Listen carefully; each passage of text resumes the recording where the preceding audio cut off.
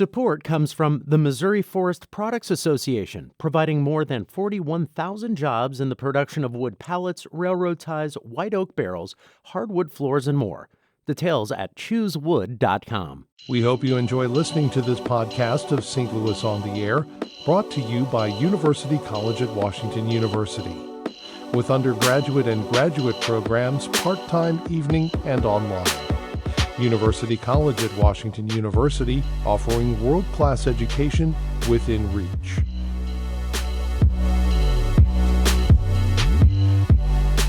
Welcome to St. Louis on the Air. I'm Don Marsh. There's a degree of excitement in St. Louis as once again there's serious talk of bringing Major League Soccer to our town. We'll go behind the headlines on that. A new attempt to lure Major League Soccer to St. Louis was announced this past week. It would be a privately funded venture with all-female majority ownership headed by a member of the Taylor family of Enterprise Rent-A-Car fame. It would include a downtown stadium and partnering with businessman and former pro soccer player Jim Cavanaugh. This latest effort comes months after regional voters rejected a largely publicly financed effort to lure MLS soccer to town. Joining me in studio is Brian Howe. He's been involved in the St. Louis soccer community for about 50 years now as both a player and a coach. And on the phone is Jack Croghan, sports marketing professor at Webster University. Gentlemen, thanks so much for joining us. Thanks for having me. Jack, let me begin with you. How solid a proposal do you think this is? I think it's exceedingly solid, and the reason that I say it is because of the people, the group that are behind it. Anytime the Taylor family is mentioned along with Mr. Cavanaugh, I think it's an exceedingly great proposal, very buttoned up, a very, very solid ownership group would be coming to the table at Major League Soccer, and I think that ownership group, the owners that make up Major League Soccer, would welcome the Taylor family and Mr. Cavanaugh in a New York minute. Brian, what's your take? I agree a lot with what Jack said, and with both the Cavanaugh family and the Taylor family, you have two families with history of being committed to St. Louis, investing in St. Louis. And another thing with this proposal and this ownership group, the presence of such a strong female group in the ownership group itself, I think really enhances this bid.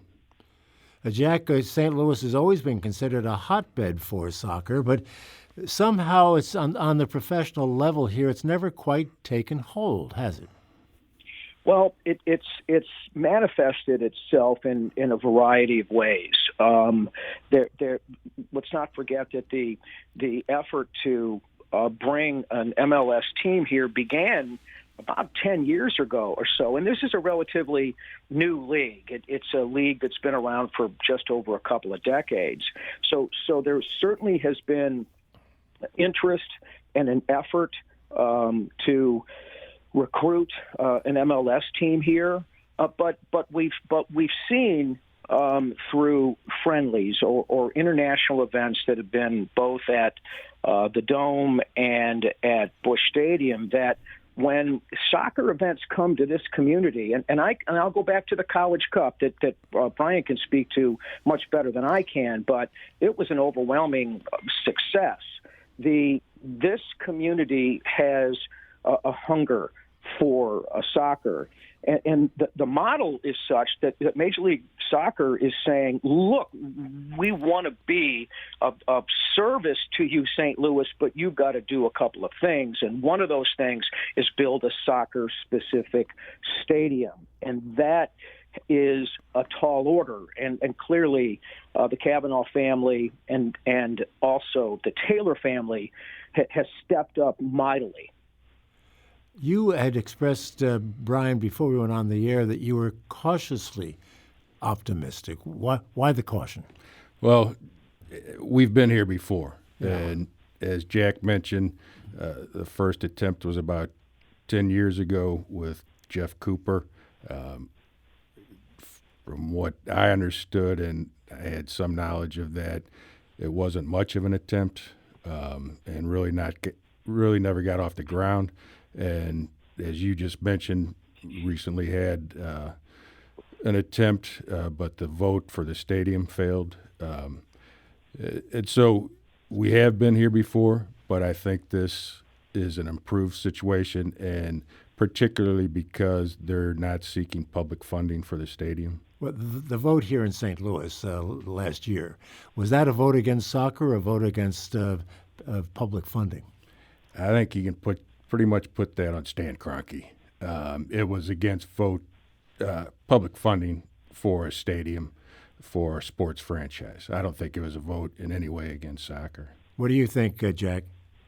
I concur. I believe that the timing of it was such that it was smart for Dave Peacock and their ownership group to pursue a club because the Rams had left. But what came along with that leaving was a residue, or just people being uncomfortable with the fact that there certainly was public funding used for the construction of the former Edward Jones Dome. So it just was a tough time. Although the vote occurred and it was no, it was only about a 3,000 vote difference. And to me, in the most interesting way, perhaps, I saw it. I'm sorry that it failed, but we're on to bigger things now. But I saw it as, hey, this didn't overwhelmingly fail. There was an interest in it at a time when things in the community related to Stan Kroenke and the Rams leaving it was just terrible. It was just a terrible time. I want to talk more about this current proposal, but also want to give the audience an opportunity to get into this conversation at 382-8255. If you have thoughts with regard to this latest proposal on bringing MLS soccer to St. Louis, give us a call at that number. Send us an email to talk@stlpublicradio.org or send us a tweet at STL on air. Brian, as you understand it, do there seem to be any political hurdles to overcome with this latest proposal? Not as I understand it. It looks like the state is on board. It looks like the city is on board. I was looking at the group's website just last night, and they indicated that they had talked with and got approval from the governor and from Mayor Croghan, and both senators from Missouri. So I think politically, they're in pretty good shape. You agree with that, Jack? I do. I really echo what Brian has said, and also it also is evidenced by the fact that Louis Reed and the mayor were at the press conference, and I believe that Darlene Green has weighed in very positively. Certainly, she's going to be interested in seeing a lot of the detail, but to me, I just have to go back to this foundation of the Taylor family and the Kavanaugh family is so strong that we've got a real. This is the best case scenario for us that has been engaged to bring this to fruition. That is a new stadium and getting that expansion club here to St. Louis. Well, a couple of things have caught the eyes of folks who are watching this very closely. And one of the issues is they talk about this whole project being funded mostly, in quotes, by private funds. That leaves a little wiggle room for some public funds to come into the equation. They're talking about some tax credits and also about waiving some of the ticket tax. What do you think about that wiggle room? Is that something we should be very, very cautious about? Jack? I again go back to this foundational effort with the Taylor family and the Kavanaugh family. I think that they have been very open. I think that their model is absolutely designed to be for the benefit of the St. Louis area, the region. I don't believe that there's anything to worry about. I think it would be great for for Missouri, the Economic Development Council to be of service. I don't think it's an issue in terms of an amusement tax. But I would tell you that to have this incremental stadium construction project and then the ongoing events that'll be here in St. Louis, I mean, that in and of itself is going to create some very meaningful tax delivery for the community. So I don't think that there will be too much in the way of surprises. I believe that they've been very open and that we should be feeling great about this. Is the potential for a surprise, Brian, part of your cautious optimism or not? It's funny that you mentioned that because one thing I did notice when I was looking at the website was that they're kind of vague in terms of the possibility for some funding, some public funding. The one thing that I see that would keep that in check and kind of lessens my concern is that they're going to have approval from the Board of Aldermen. Mm-hmm. And I think the Board of Aldermen will be pretty tight in terms of what kind of funding might be available. And this is not structured in such a way that there would be a public vote on that in any case. Exactly. In any case. One other thing that I'll ask you about, Jack, and that is I'm not quite clear on who is going to pay for this stadium.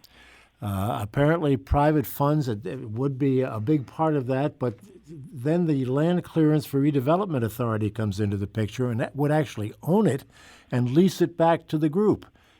Is that your understanding? And who would own the darn thing initially? It could be owned in a similar fashion as the Enterprise Center is, and that in this case, that technically it's owned by the city of St. Louis. And it wouldn't be surprising at all if the LCRA did some kind of a leaseback mechanism to the ownership group. That to me is important to understand, but in the scheme of things, going to who is going to pay for the construction of the stadium and put the capital in to make this happen, that's clear. By all of the documents that I've read and what research I've done, that goes back to the Taylor family and also the Kavanaugh family. But here's what I don't get: they pay for it, then what? Give it to the city and then lease it back? It could be operated in that kind of a manner that wouldn't necessarily be unusual. And then what happens is, and along the lines of the St. Louis Blues and the Enterprise Center, then what happens is the ownership group takes on all of the responsibility for ongoing costs and maintenance, et cetera. And so to me, I see it as less of an issue and more of it just could be the methodology that the LCRA desires or the state desires or the city of St. Louis desires. You see it the same way, Brian? I do. My understanding is that with the state owning it now, they would transfer that ownership to the city. And that's the land itself we're talking about, the not land the itself, stadium. correct. And the city would lease the land to the ownership group. The ownership group would build the stadium. And as Jack mentioned, they would be responsible for the upkeep and maintenance of the stadium. Sort of a complicated contract I see there, but that's the way these things work. Let's take some calls. Not surprisingly, a lot of people want to weigh in, so we'll start with Elizabeth calling from St. Louis. Elizabeth, thanks for waiting. You're on the air.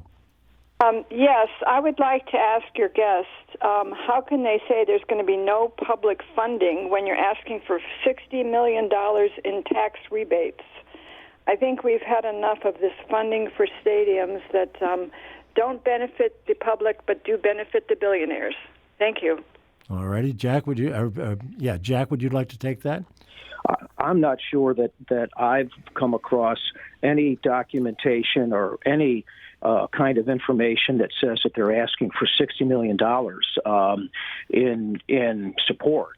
I mean, that is news to me. In fact, The tax support that I'm reading about and learning about is relatively minimal when it comes to a project that's so significant for the community. Just the $250 million construction costs alone is going to have economic benefit with respect to all the supplies that are purchased, all of the labor that is required over a couple of year period to get the stadium built. And then there's going to be ongoing economic impact that'll take place from the events themselves. And they may be asking for an amusement tax ticket break, but that's not unusual in a variety of cities, including our own.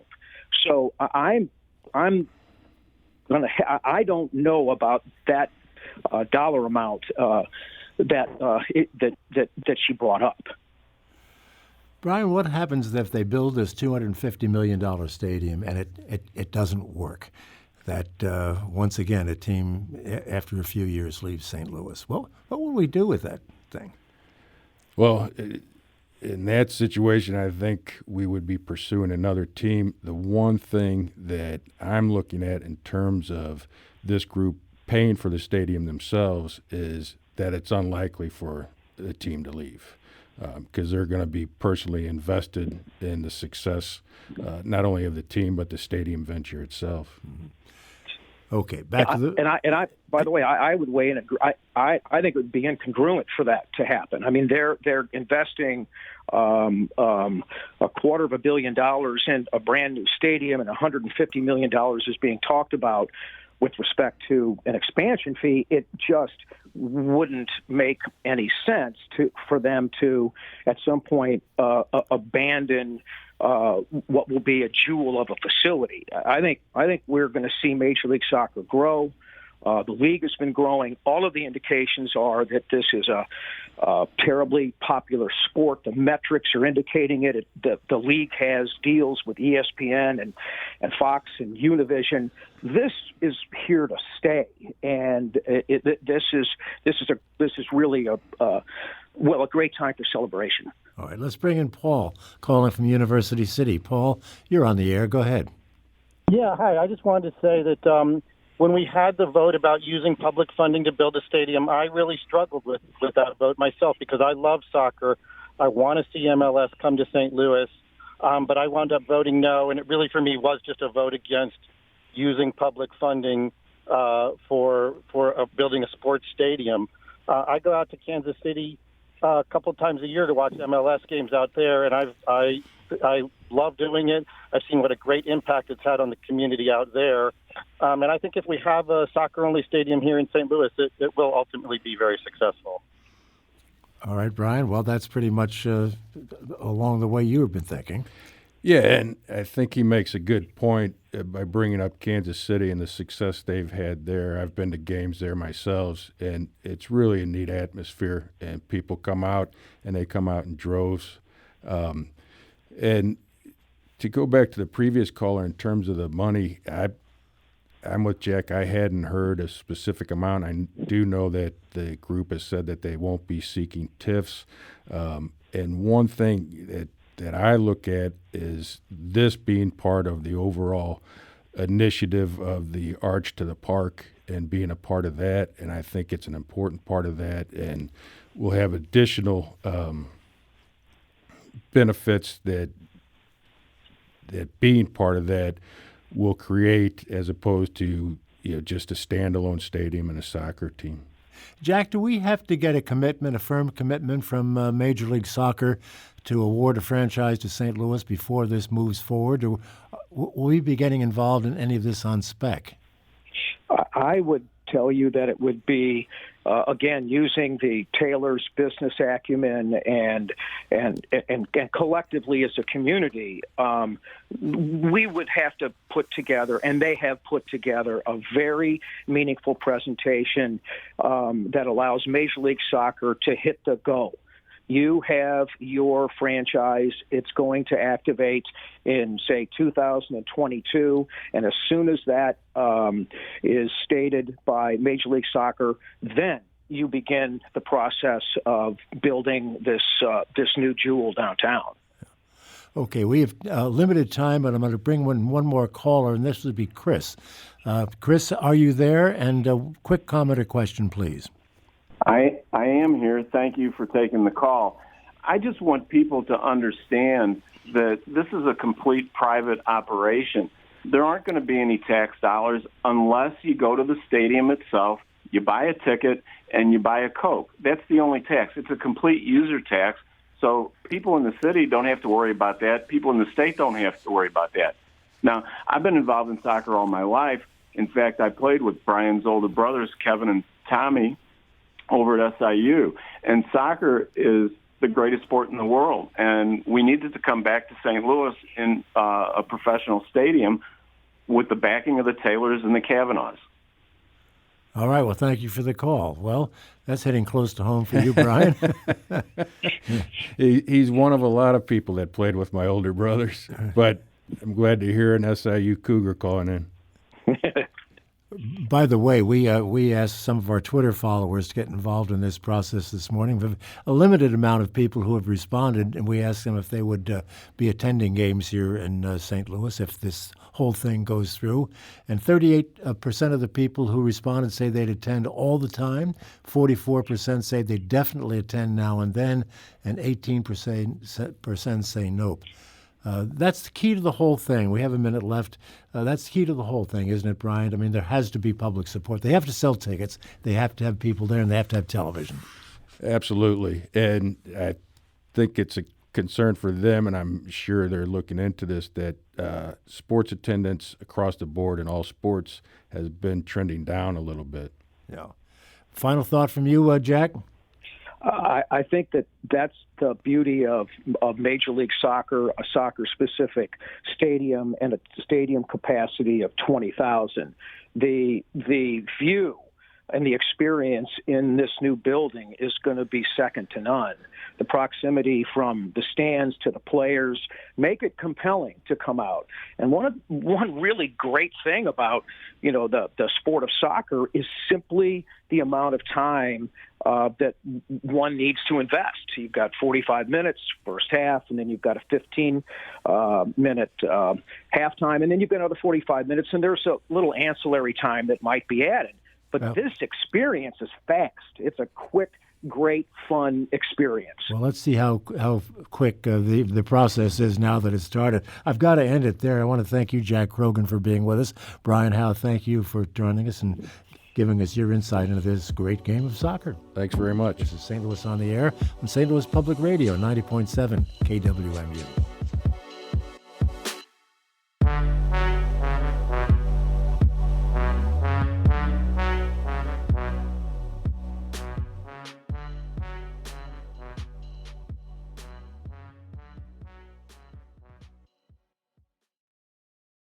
Support comes from the Missouri Forest Products Association, committed to conservation and careful management of the state's forests to make them more resilient and better habitats for wildlife. ChooseWood.com.